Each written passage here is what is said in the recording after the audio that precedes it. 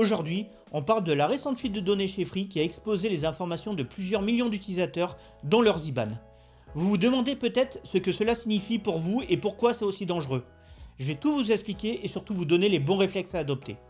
Alors pourquoi un simple IBAN est-il aussi précieux pour les cybercriminels? Eh bien, avec un IBAN, un pirate peut faire bien plus qu'on ne l'imagine.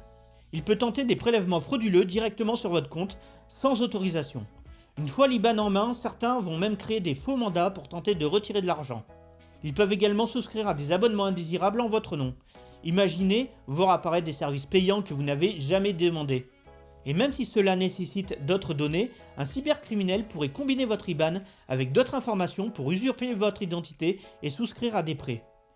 Enfin, les IBAN volés peuvent servir à des tentatives de phishing ciblées. Vous pourriez recevoir des appels, des emails ou même des SMS très convaincants prétendant venir de votre banque, de Free ou d'un service de fraude.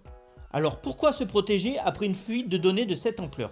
Voici les actions essentielles que je vous demande de mettre en place immédiatement. Vérifiez régulièrement vos comptes bancaires pour repérer rapidement tout prélèvement suspect. Si vous voyez un prélèvement que vous n'avez pas autorisé, contactez immédiatement votre banque et demandez le remboursement. Mettez en place une liste blanche de créanciers autorisés sur votre compte. Vous contrôlerez ainsi qui peut effectuer des prélèvements. Demandez à votre banque d'activer la notification pour tout nouveau prélèvement. Vous recevrez une alerte si un nouvel organisme tente de prélever sur votre compte. Soyez extrêmement vigilant face aux tentatives de phishing.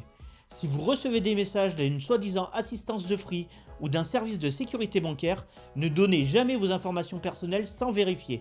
Et si vous avez le moindre doute, vous pouvez aussi demander un relevé d'informations bancaires auprès de la Banque de France pour vérifier s'il y a des crédits ou des comptes bancaires ouverts à votre nom. La fuite de données chez Free est un rappel de l'importance de la vigilance numérique. Restez alerte, ne répondez jamais aux demandes d'informations personnelles sans vérifier l'auteur. N'hésitez pas à partager la vidéo autour de vous pour que chacun adopte les bons réflexes face à cette menace. Si vous avez besoin d'un conseil ou d'un accompagnement, n'hésitez pas à me contacter.